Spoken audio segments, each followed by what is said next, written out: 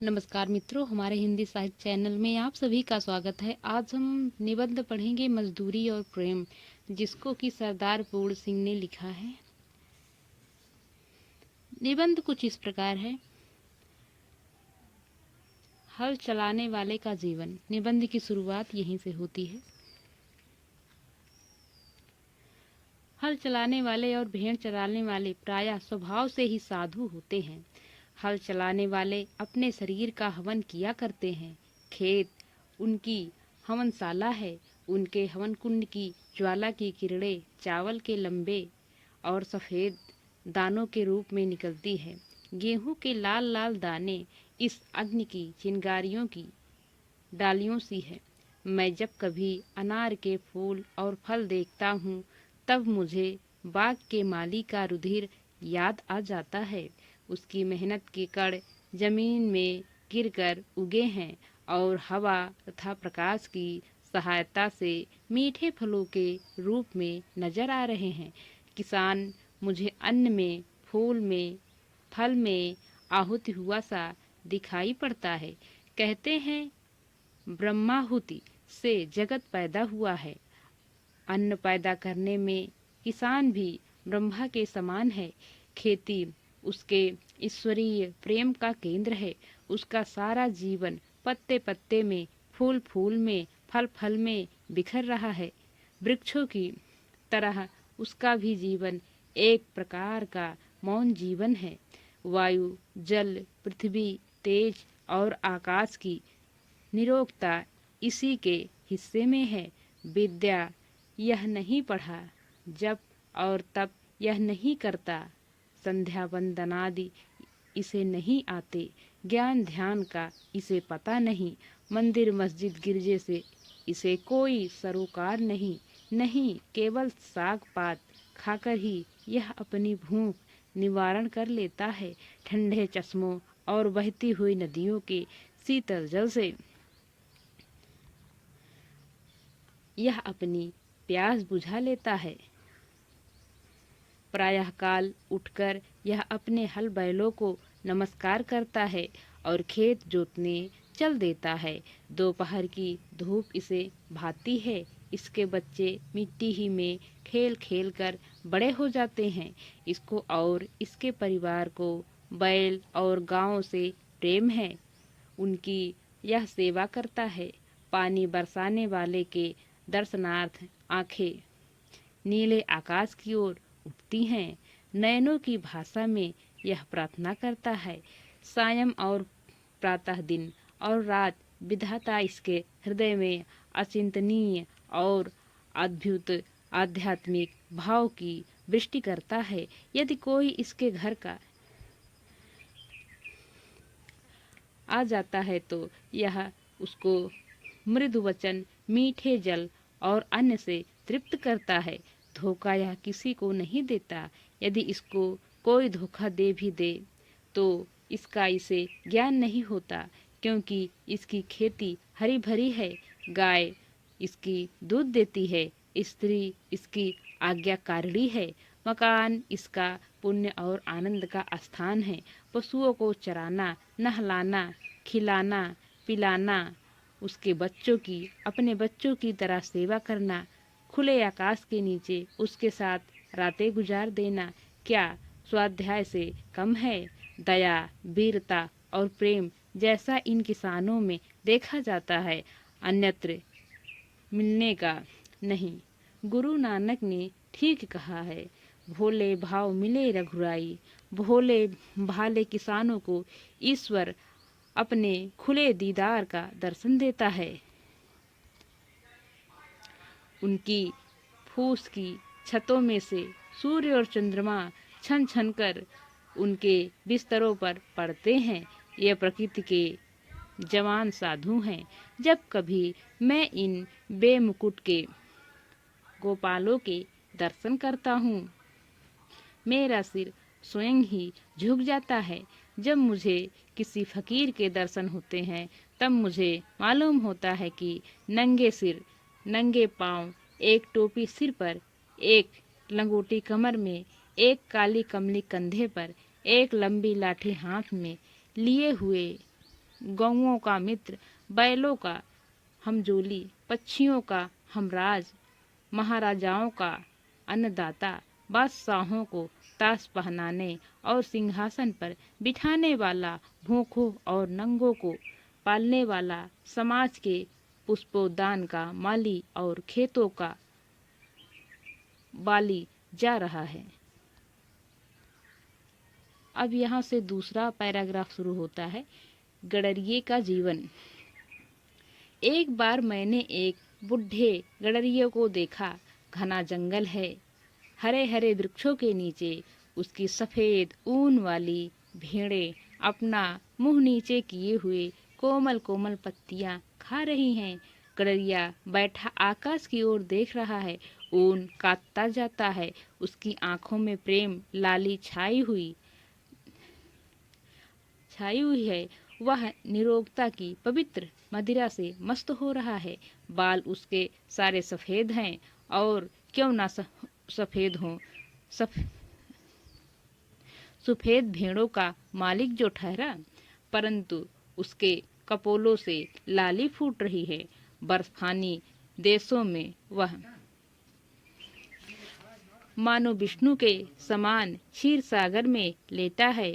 उसकी प्यारी स्त्री उसके पास रोटी पका रही है। उसकी 2 जवान कन्याएं उसके साथ जंगल जंगल भेड़ चराती घूमती हैं। अपने माता पिता और भेड़ों को छोड़कर उन्होंने किसी और को नहीं देखा। मकान इनका बेमकान है, घर इनका बेघर है। ये लोग बेनाम और बेपता हैं। किसी के घर कर मैं ना घर कर बैठना इस दारे फानी में, ठिकाना बेठिकाना और मका वरला मका रखना। इस दिव्य परिवार को कुटी की जरूरत नहीं। जहाँ जाते हैं एक घास की झोपड़ी बना लेते हैं। दिन को सूर्य, रात को तारागढ़ इनके सखा हैं। गडरिये की कन्या पर्वत के शिखर के ऊपर खड़ी सूर्य का अस्त होना देख रही है। उनकी सुनहरी किरणें इसके लिए लावण्यमय सुख मुख पर पड़ रही है। यह सूर्य को देख रही है और वह इसको देख रहा है। हुए थे आंखों के कल इशारे, इधर हमारे उधर तुम्हारे। चले थे अश्कों के क्या फवारे, इधर हमारे उधर तुम्हारे। बोलता कोई भी नहीं। सूर्य उसकी युवावस्था की पवित्रता पर मुग्ध है, और वह आश्चर्य के अवतार सूर्य की महिमा के तूफान में पड़ी नाच रही है। इनका जीवन बर्फ की पवित्रता से पूर्ण और वन की सुगंध से सुगंधित है। इनके मुख, शरीर और अंतःकरण सफेद। इनकी बर्फ पर्वत और भेड़ें सफेद। अपनी सफेद भेड़ों में यह परिवार शुद्ध सफेद ईश्वर के दर्शन करता है। जो खुदा को देखना हो तो मैं देखता हूँ तुमको, मैं देखता हूँ तुमको। जो खुदा को देखना हो, भेड़ों की सेवा ही इनकी पूजा है। जरा एक भेड़ बीमार हुई, सब परिवार पर विपत्ति आई। दिन रात उसके पास बैठे काट देते हैं। उसे अधिक पीड़ा हुई तो इस सब की आंखें शून्य आकाश में किसी को देखने लग गई। पता नहीं ये किसे बुलाती हैं। हाथ जोड़ने तक की इन्हें फुर्सत नहीं। पर हाँ, इन सब की आंखें किसी के आगे शब्द रहित, संकल्प रहित, मौन प्रार्थन में खुली हैं।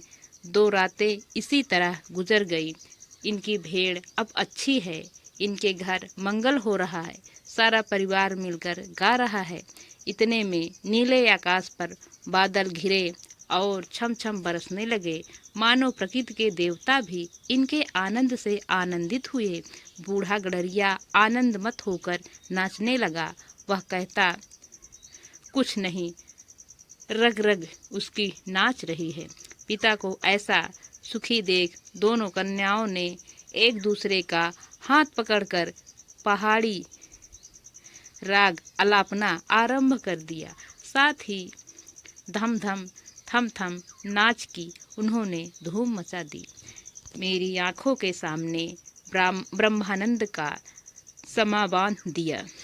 मेरे पास मेरा भाई खड़ा था। मैंने उससे कहा, भाई अब मुझे भी भेड़े ले दो, मैं ऐसे ही मूक जीवन से मेरा भी कल्याण होगा।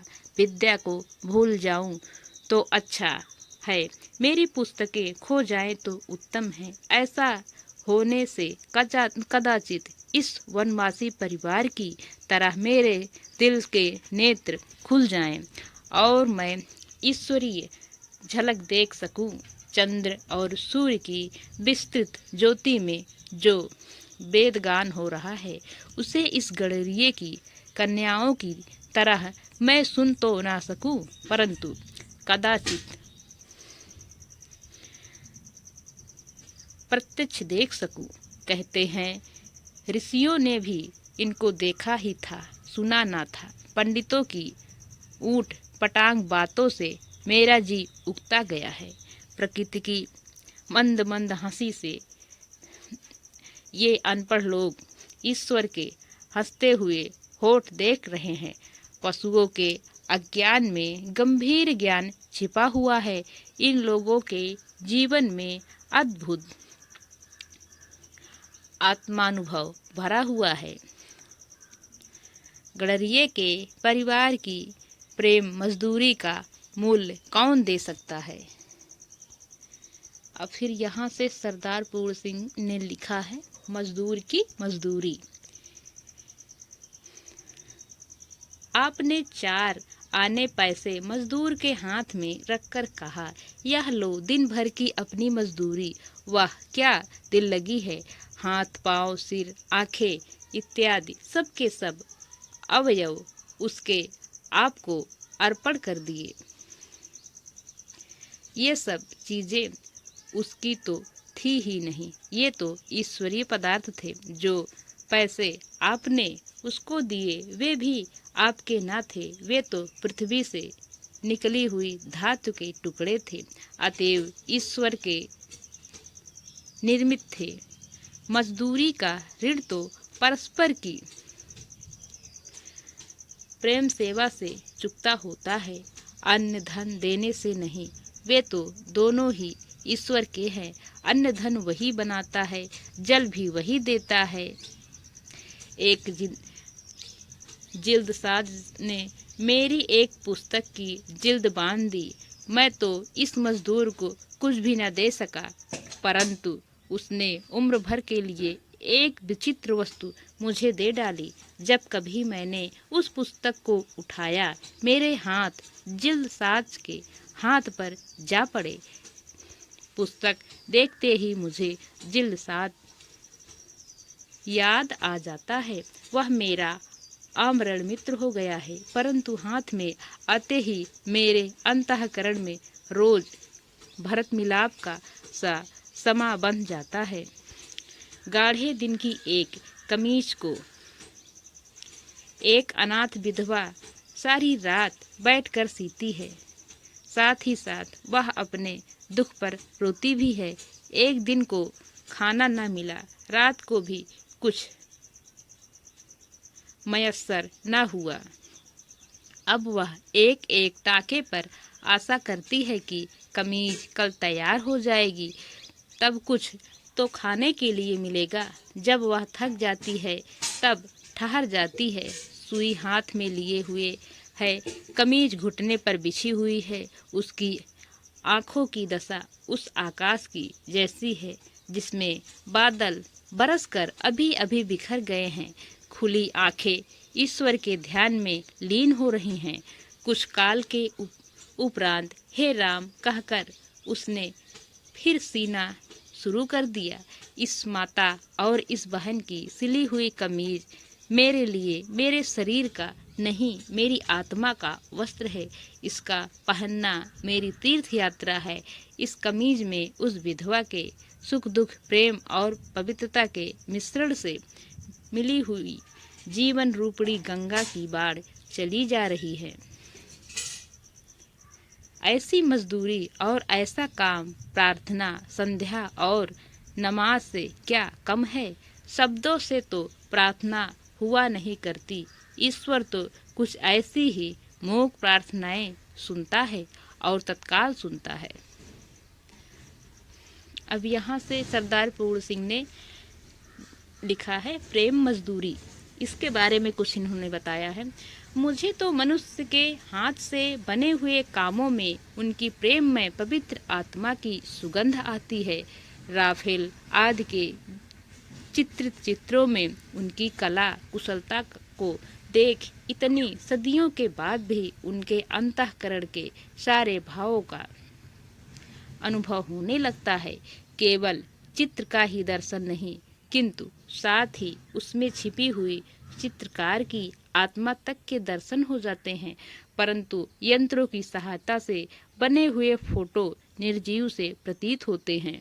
उनमें और हाथ के चित्रों में उतना ही भेद है जितना कि बस्ती और शमशान में। हाथ की मेहनत से चित्रों में जो रस भर जाता है वह भला लोहे के द्वारा बनाई हुई चीज में कहाँ। जिस आलू को मैं स्वयं बोता हूँ, मैं स्वयं पानी देता हूँ, जिसके इर्द गिर्द की आस-पास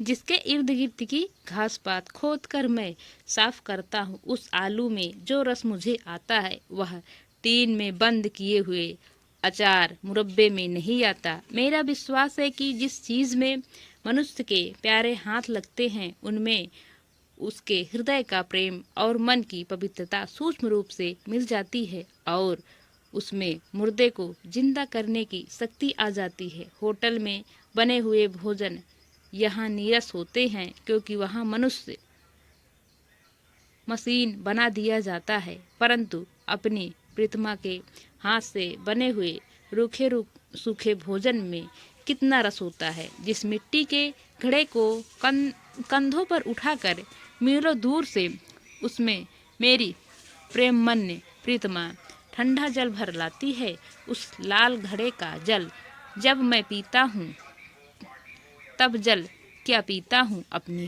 प्रेयसी के प्रेमामृत को पान करता हूँ। जो ऐसा प्रेम प्याला पीता हो उसके लिए शराब क्या वस्तु है। प्रेम से जीवन सदा गदगद रहता है। मैं अपनी प्रेयसी की ऐसी प्रेम भरी रस भरी दिल भरी सेवा का बदला क्या कभी दे सकता हूँ। उधर प्रभात ने अपनी सफेद किरणों से अंधेरे रात पर सफेदी सी छिटकाई। इधर प्रेमी प्रेयसी मैना अपना कोयल की तरह अपने बिस्तर से उठी। उसने गाय का बछड़ा खोला, दूध की धारा से अपना कटोरा भर लिया। गाते गाते अन्न को अपने हाथों से पीसकर सफेद आटा बना लिया। इस सफेद आटे से भरी हुई छोटी सी टोकरी सिर पर, एक हाथ में दूध से भरा हुआ लाल मिट्टी का कटोरा, दूसरे हाथ में मक्खन की हांडी। जब मेरी प्रिया घर की छत के नीचे इस तरह खड़ी होती है तब वह छत के ऊपर की श्वेत प्रभा से भी अधिक आनंददायक, बलदायक, बुद्धिदायक जान पड़ती है। उस समय वह उस प्रभा से अधिक रसीली, अधिक रंगीली, जीती जागती, चैतन्य और आनंदमयी प्रातःकालीन शोभा सी लगती है। मेरी प्रिया अपने हाथ से चुनी हुई लकड़ियों को अपने दिल से चुराई हुई एक चिंगारी से लाल अग्नि में बदल देती है। जब वह आटे को छलनी से छालती है तब मुझे उसकी छलनी के नीचे एक अदृश्य ज्योति की लौ नजर आती है। जब वह उस अग्नि के ऊपर मेरे लिए रोटी बनाती है तब उसके चूल्हे के भीतर मुझे तो पूर्व दिशा की नभो लालिमा से भी अधिक आनंददायिनी लालिमा देख पड़ती है। यह रोटी नहीं, कोई अमूल्य पदार्थ है। मेरे गुरु ने इसी प्रेम से संयम करने का नाम योग रखा है। मेरा यही योग है। फिर यहाँ से सरदार पूर्ण सिंह का शुरू होता है मजदूरी और कला। आदमियों की तिजारत करना मूर्खों का काम है। सोने और लोहे के बदले मनुष्य को बेचना मना है। आजकल भाव की कलों का दाम तो हजारों रुपया है, परंतु मनुष्य कौड़ी के 100 बिकते हैं। सोने और चांदी की प्राप्ति से जीवन का आनंद नहीं मिल सकता। सच्चा आनंद तो मुझे मेरे काम से मिलता है। मुझे अपना काम मिल जाए तो फिर स्वर्ग प्राप्ति की इच्छा नहीं। मनुष्य पूजा ही सच्ची ईश्वर पूजा है। मंदिर और गिरजे में क्या रखा है? ईंट पत्थर चूना कुछ ही कहो। आज से हम अपने ईश्वर की तलाश मंदिर मस्जिद गिरजा और पोथी में ना करेंगे। अब तो यही इरादा है कि मनुष्य की अनमोल आत्मा में ईश्वर के दर्शन करेंगे। यही आर्ट है, यही धर्म है। मनुष्य के हाथ से ही ईश्वर के दर्शन कराने वाले निकलते हैं। बिना काम, बिना मजदूरी, बिना हाथ के कला कौशल के विचार और चिंतन किस काम के? सभी देशों के दर्शन कराने वाले निकलते हैं।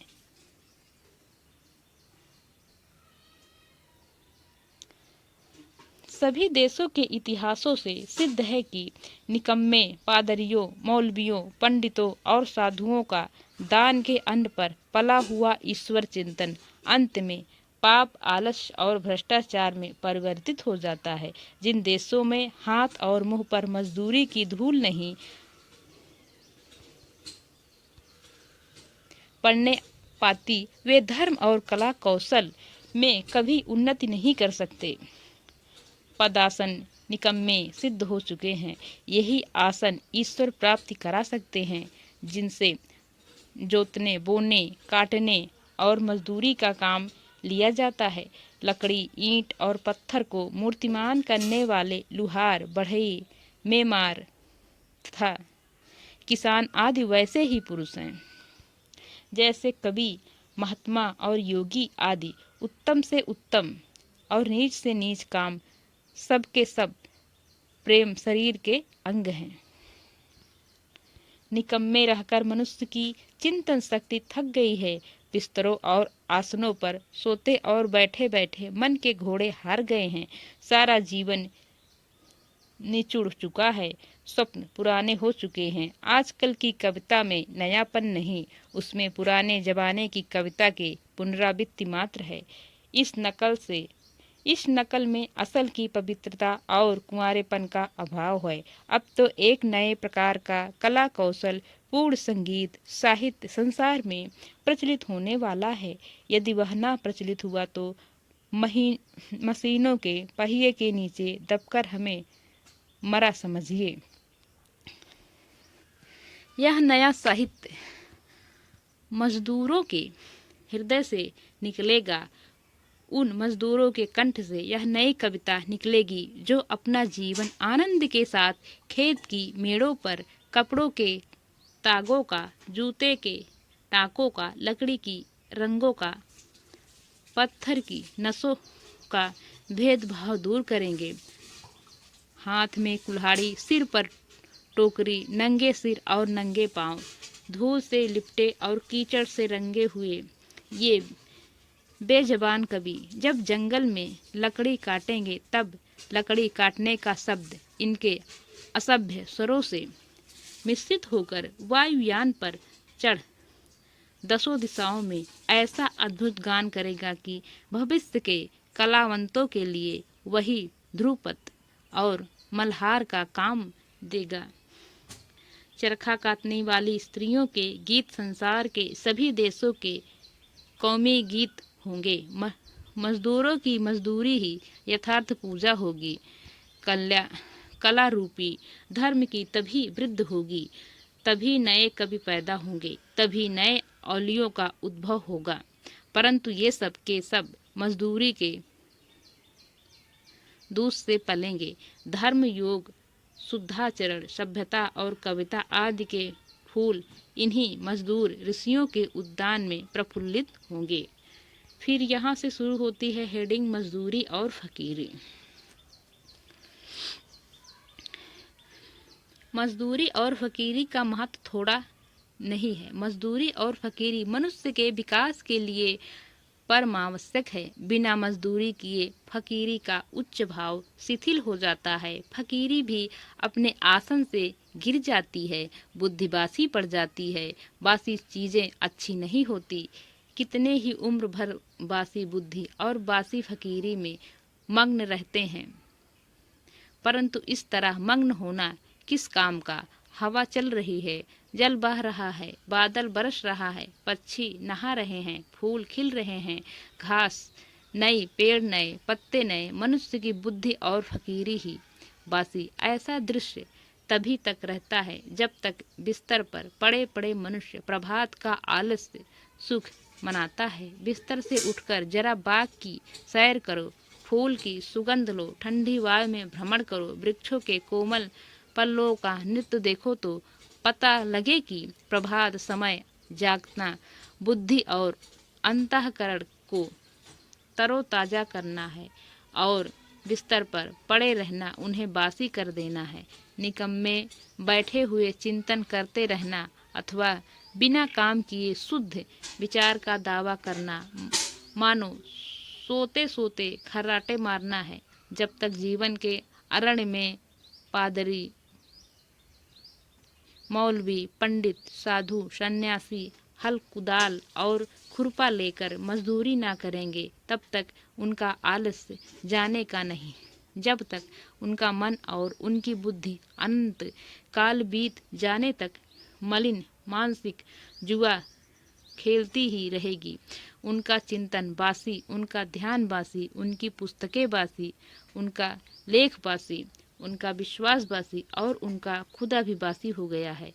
इसमें संदेह नहीं कि इस साल के गुलाब के फूल भी वैसे ही हैं जैसे पिछले साल के थे, परंतु इस साल वाले ताजे हैं, उनकी लाली नई है, इनकी सुगंध भी इन्हीं की अपनी है।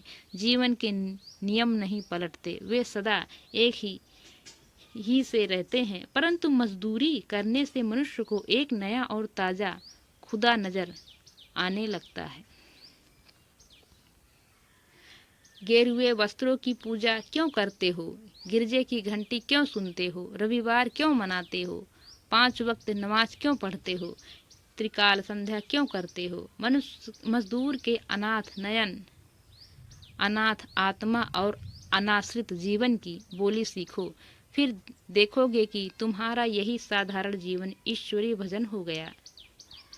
मजदूरी तो मनुष्य के समष्टि रूप परिणाम है।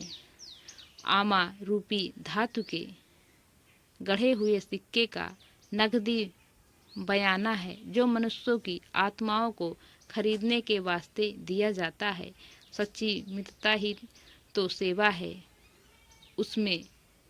उससे मनुष्य के हृदय पर सच्चा राज्य हो सकता है। जाति पाति रूप रंग नाम धाम तथा बाप दादे का नाम पूछे बिना ही अपने आप को किसी के हवाले कर देना प्रेम धर्म का तत्व है। जिस समाज में इस तरह के प्रेम धर्म का राज्य होता है, उसका हर कोई हर किसी को बिना उसका नाम धाम पूछे ही पहचानता है, क्योंकि पूछने वाले का कुल और उसकी जात वहाँ वही होती है जो उसकी जिससे कि वह मिलता है। वहाँ सब लोग एक ही माता पिता से पैदा हुए भाई बहन हैं। अपने ही भाई बहनों के माता पिता का नाम पूछना क्या पागलपन से कम समझा जा सकता है? यह सारा संसार एक कुटुंबवत है। लंगड़े लूले अंधे और बहरे उसी मौरूसी घर की छत के नीचे रहते हैं, जिसकी छत के नीचे बलवान निरोग और रूपवान कुटुंबी रहते हैं। मूढ़ों और पशुओं का पालन पोषण बुद्धिमान सबल और निरोग ही तो करेंगे। आनंद और प्रेम की राजधानी का सिंहासन सदा से प्रेम और मजदूरी के ही कंधे पर रहता आया है। कामना सहित होकर भी मजदूरी निष्काम होती है, क्योंकि मजदूरी का बदला ही नहीं।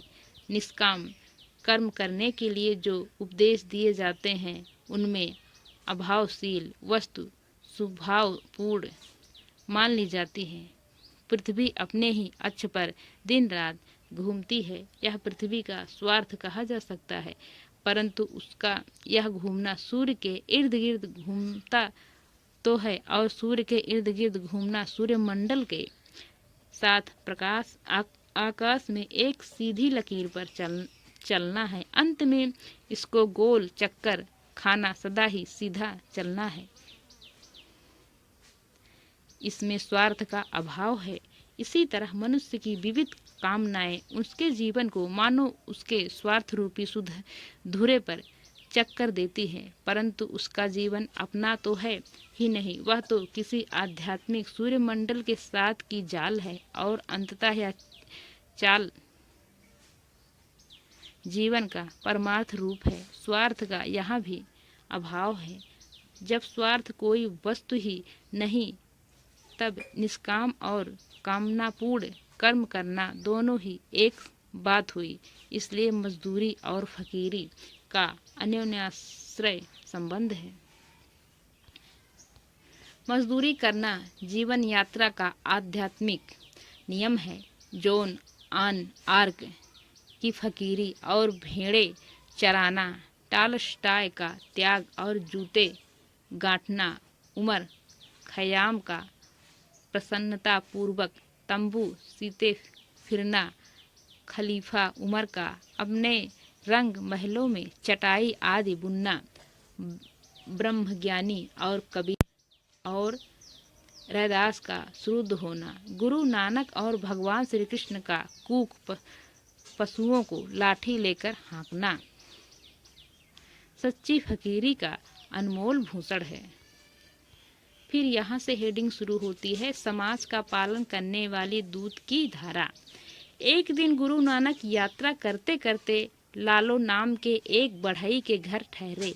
उस गांव का भागो नामक रईस बड़ा मालदार था। उस दिन भागो के घर ब्रह्मभोज था। दूर दूर से साधु आए थे। गुरु नानक का आगमन सुनकर भागो ने उन्हें भी निमंत्रण भेजा। गुरु ने भागो का अन्न खाने से इनकार कर दिया। इस बात पर भागो को बड़ा क्रोध आया। उसने गुरु नानक को बलपूर्वक पकड़कर मंगवाया और उनसे पूछा, आप मेरे यहाँ का अन्न क्यों नहीं ग्रहण करते? गुरुदेव ने उत्तर दिया, भागो, अपने घर का हलवा पूरी ले आओ तो हम इसका कारण बतला दें। वह हलवा पूरी लाया तो गुरु नानक ने लालो के घर से भी उसके मोटे अन्न की रोटी मंगवाई। भागो की हलवा पूरी उन्होंने एक हाथ में और भाई लालो की मोटी रोटी दूसरे हाथ में लेकर दोनों को जो दबाया तो एक से लहू टपका और दूसरे से दूध की धारा निकली। बाबा नानक का यही उपदेश हुआ। जो धारा भाई लालो की मोटी रोटी से निकलती थी, वही समाज का पालन करने वाली दूध की धारा है। यही धारा शिवजी की जटा से और यही धारा मजदूरों की उंगलियों से निकलती है। मजदूरी करने से हृदय पवित्र होता है। संकल्प दिव्य लोकांतर में विचरते हैं। हाथ की मजदूरी ही से सच्चे ईश्वर की उन्नति होती है। जापान में मैंने कन्याओं और स्त्रियों को ऐसी कलावती देखा है कि वे रेशम के छोटे छोटे टुकड़ों को अपनी दस्तकारी की बदौलत हजारों की कीमत का बना देती हैं। नाना प्रकार के प्राकृतिक पदार्थों और दृश्यों को अपनी सुई के कपड़े के ऊपर अंकित कर देती हैं। जापान निवासी कागज, लकड़ी और पत्थर की बड़ी अच्छी मूर्तियां बनाते हैं। करोड़ों रुपए के हाथ के बने हुए जापानी खिलौने विदेश में बिकते हैं। हाथ की बनी हुई जापानी चीजें मशीन से बनी हुई चीजों को मात करती हैं। संसार के सब बाजारों में उनकी बड़ी मांग रहती है।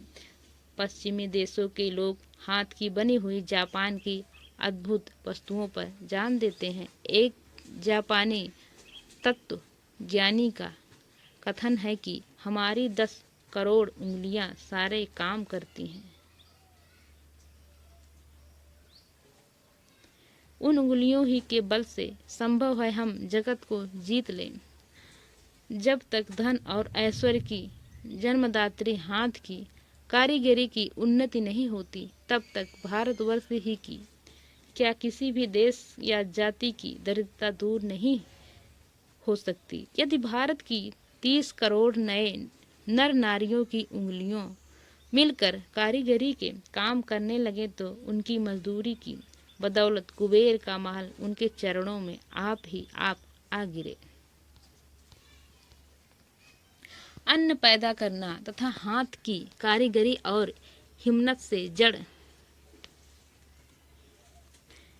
मेहनत से जड़ पदार्थों को चैतन्य चिन्ह से सुसज्जित करना, क्षुद्र पदार्थों को अमूल्य पदार्थों में बदल देना इत्यादि कौशल ब्रह्म रूप होकर धन और ऐश्वर्य की सृष्टि करते हैं। कविता, फकीरी और साधुता के ये दिव्य कला कौशल जीते जागते और हिलते डुलते प्रतिरूप हैं।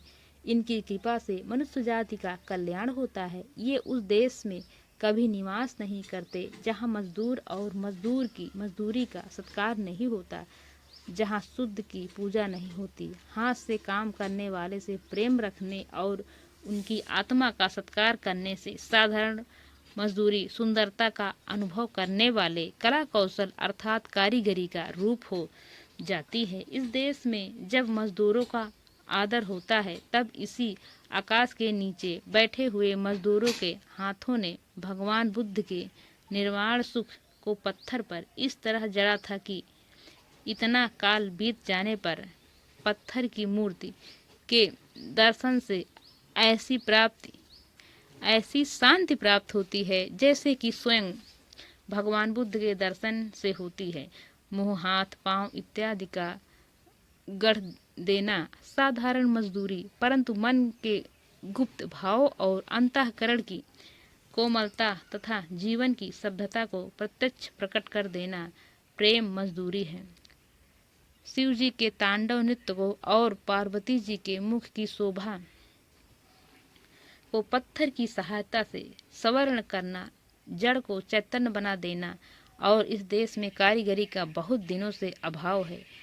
महमूद ने जो सोमनाथ के मंदिर में प्रतिष्ठित मूर्तियां तोड़ी थी उससे उसकी कुछ भी वीरता सिद्ध नहीं होती।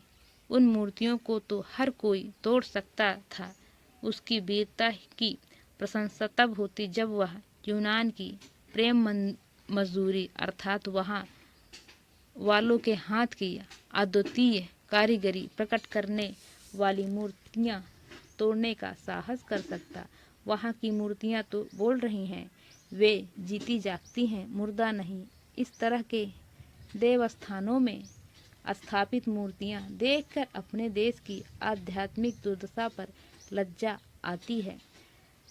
उनमें तो यदि अनगढ़ पत्थर रख दिए जाए तो अधिक शोभा पाते हैं। जब हमारे यहाँ के मजदूर, चित्रकार तथा लकड़ी और पत्थर पर काम करने वाले भूखे मरते हैं तब हमारे मंदिरों की मूर्तियाँ कैसे सुंदर हो सकती हैं। ऐसे कारीगर तो यहाँ शूद्र के नाम से पुकारे जाते हैं। याद रखिए, बिना शूद्र राजा के मूर्ति पूजा किंवा कृष्ण और शालिग्राम के छिछोरेपन से दरिद्रता को प्राप्त हो रहे हैं। यही कारण है जो आज हम जातीय दरिद्रता से पीड़ित हैं।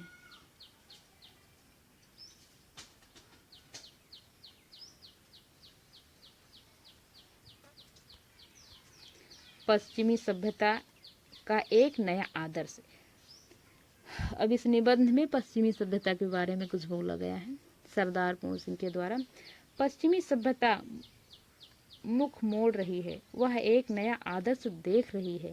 अब उसकी चाल बदलने लगी है। वह कलों की पूजा को छोड़कर मनुष्यों की पूजा को अपना आदर्श बना रही है। इस आदर्श के दर्शाने वाले देवता रस्किन और टॉलस्टॉय आदि हैं। पाश्चात्य देशों में नया प्रभात होने वाला है। वहाँ के गंभीर विचार वाले लोग इस प्रभात का स्वागत करने के लिए उठ खड़े हुए हैं। प्रभात होने के पूर्व ही उनका अनुभव कर लेने वाले पश्चिम की तरह इन महात्माओं को इस नए प्रभात का पूर्व ज्ञान होता है, और हो क्यों ना इंजनों के पहिए के नीचे दबकर वहाँ वालों के भाई बहन, नहीं नहीं, उनकी सारी जाति पिस गई। उनके जीवन के धुरे टूट गए। उनका समस्त धन घरों से निकलकर एक ही दो स्थानों में एकत्र हो गया। साधारण लोग मर रहे हैं, मजदूरों के हाथ पांव फट रहे हैं, लहू चल रहा है, सर्दी से ठिठुर रहे हैं। एक तरफ दरिद्रता का आडंबर राज्य है, दूसरी तरफ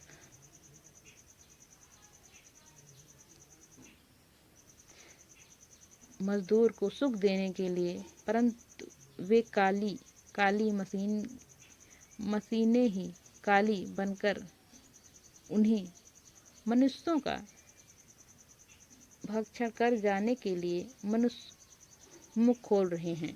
प्रभात होने पर ये काली काली बलाएं दूर होंगी, मनुष्य के सौभाग्य का सूर्योदय होगा। शोक का विषय है कि हमारे और अन्य पूर्वी देशों में लोगों को मजदूरी से तो लेस मात्र भी प्रेम नहीं है, पर ये तैयारी कर रहे हैं पूर्वोत्तर वाली मशीनों का आलिंगन करने की।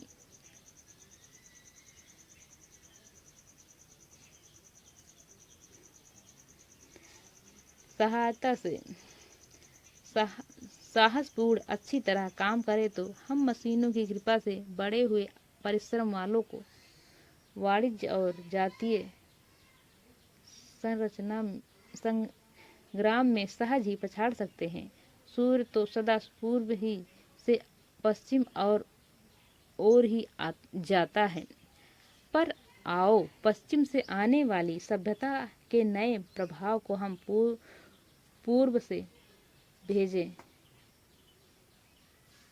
इंजनों की वह मजदूरी किस काम की जो बच्चों, स्त्रियों और कारीगरों को ही भूखा नंगा करती हैं और केवल सोने, चांदी और लोहे आदि धातुओं का ही पालन करती हैं।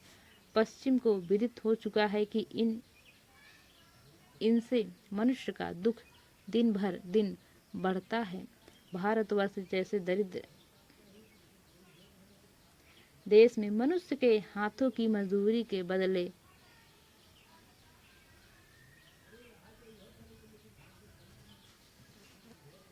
मनुष्य को तो मनुष्य ही सुख दे सकता है। परस्पर की निष्कपट सेवा ही से मनुष्य जाति का कल्याण हो सकता है। धन एकत्र करना तो मनुष्य जाति के आनंद मंगल का एक साधारण सा और महातुच्छ उपाय है। धन की पूजा करना नास्तिकता है। ईश्वर को भूल जाना, अपने भाई बहनों तथा मानसिक सुख और कल्याण के देने वाले को मारकर अपने सुख के लिए शारीरिक राज्य और कृपा करना है। जिस डाल पर बैठे हैं उसी डाल को स्वयं ही कुल्हाड़ी से काटना है। अपने प्रियतम